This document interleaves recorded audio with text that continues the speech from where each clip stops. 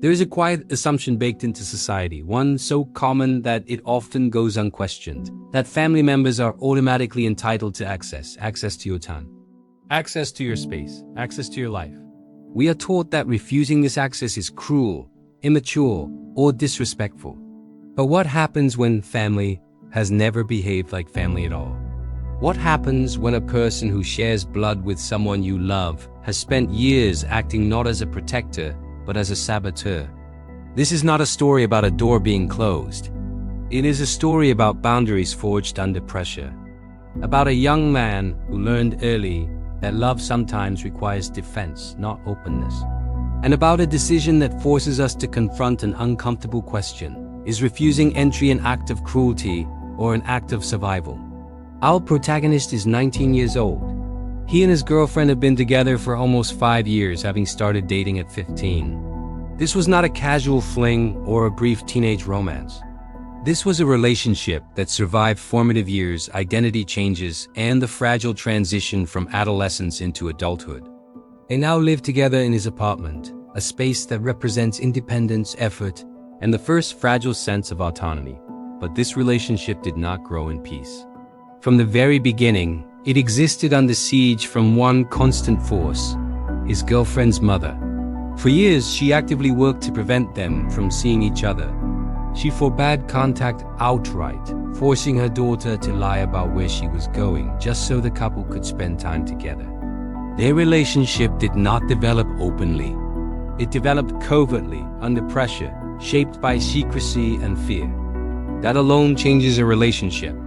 Love forged in hiding does not forget the reason it had to hide. From the start, the mother hated him, not for anything he did, but for who she decided he was. She labeled him unstable because he dyed his hair black. She accused him of having mental problems because he didn't smile in photos. These were not observations. They were character assassinations built on aesthetic prejudice. He was not a criminal, not an addict, not dangerous. He came from a stable family, was finishing college, and held a well-paying job. None of that mattered. Once she decided he was unacceptable, evidence ceased to exist. The first time he met her in person should have been ordinary. He was walking his girlfriend home. Her parents had gone to the store. The moment should have been neutral, maybe awkward, but civil. Instead, it became a demonstration of how little respect she had for him. She commented on her daughter's bad grade, framing it as something he should not worry about. He responded gently, saying he loved her regardless of grades. It was a normal expression of teenage affection, sincere and unguarded. What followed was a 5-minute lecture. He was scolded for throwing around the word love. She insisted that girls take such words literally, as if her daughter were incapable of agency or understanding. The lecture revealed something critical. She did not see him as her daughter's partner. She did not acknowledge that they had been dating for over a year. In her mind, their relationship did not exist unless she sanctioned it. Reality bent around her approval. This was not concern. This was erasure. Then came the moment that permanently rewrote the moral landscape. Our protagonist suffered severe food poisoning. Not mild illness, not discomfort, but catastrophic medical failure. He was vomiting uncontrollably, running a fever of 105 degrees Fahrenheit, vomiting blood, and eventually taken away in an ambulance. His gastrointestinal tract was so damaged that streptococcus bacteria entered his bloodstream, causing sepsis and septicemia. During this time, his girlfriend wanted to visit him, to be present, to sit beside him while doctors fought to keep him alive. Her mother forbade it. The justification was that she didn't want her to get infected. This justification was medically false. Sepsis is not contagious, but truth was never the point. Control was. Not because of his actions, but because she had already written the verdict. Eventually, the couple moved in together. For the first time, they had a shared space that was not monitored, controlled, or conditional. His apartment became more than a home. It became a boundary made of walls and keys. It represented safety. And then, without invitation, the mother decided she could come whenever she wanted. This assumption is crucial. She did not ask. She did not negotiate. She asserted access.